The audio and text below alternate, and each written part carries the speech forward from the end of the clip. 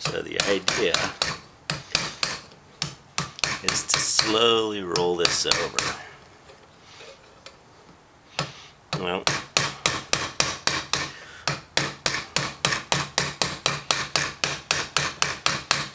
I'm doing it on this small vise because the idea here is to show that we can do this with a minimum of tools and a minimum of supplies. We could be anviling this piece of brass on any piece of metal, and it doesn't have to be the best setup to get a good product.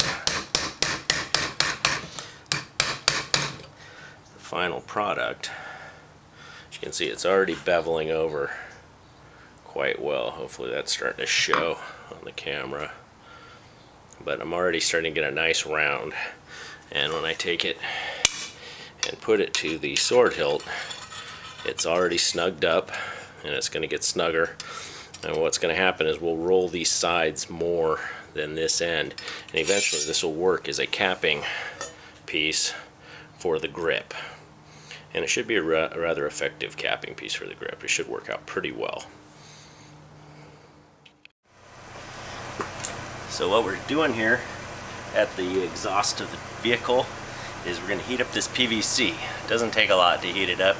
You can use the exhaust on your truck. And then what we're going to do is just slide it right on over the tang of the sword, and we will have a fitted PVC handle.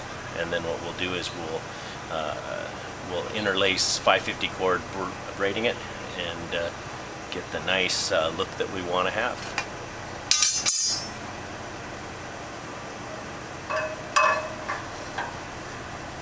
It'll only take a couple minutes. PVC heats up real fast. It's not a super big deal. You can use a heat gun. You can use your oven. I mean, if you don't mind getting the smell of burning plastic in the house. But I'm just, like we're doing the zombie apocalypse thing. If you can get a car turned over, you can generate enough heat to make this handle. That's simply the point we're trying to make here. So it's going to take a few moments to warm up, and then we're going to slide it on, and we'll show you what it looks like.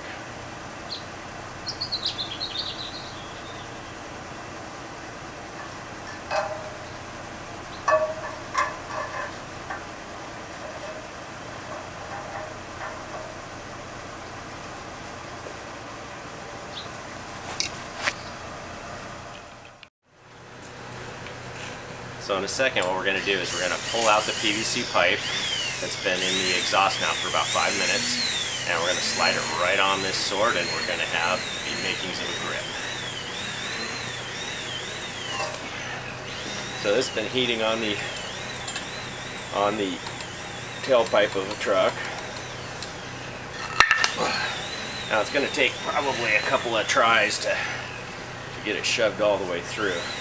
It's going to make for a really snug fit, and it cools off pretty quick, so I'm going to put it back in.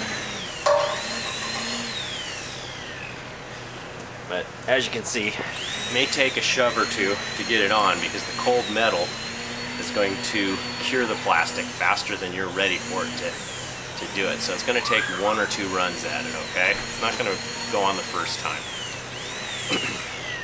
So we'll give it a minute to get its heat back, and do it again. Alright, so what you saw was the plastic cooling so quickly that I couldn't take it back off. So what I'm doing now is I'm heating it while on the sword. That's the nice thing about exhaust, and that's the nice thing about working with PVC. It has a short memory. It's real easy to work with. Just got to get it hot enough that it's malleable.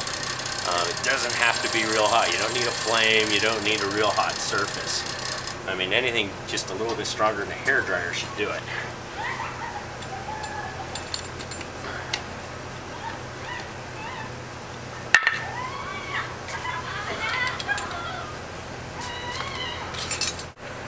Alright, so it should be hot enough now.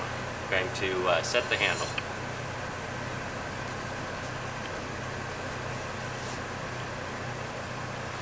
So we got a nicely fit handle now.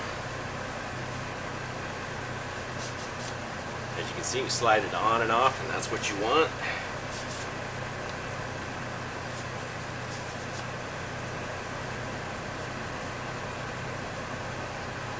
Alright.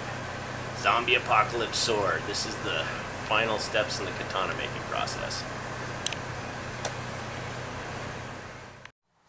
Okay, so here's our finished handle. PVC has been shaped. The copper has been shaped. Had to slightly crush the round copper fittings so that it fit it nicely. Next step will be to remove these ends, and we're going to use a real thin 550 type cord to make ourselves like a braided handle for this, give us a little more grip.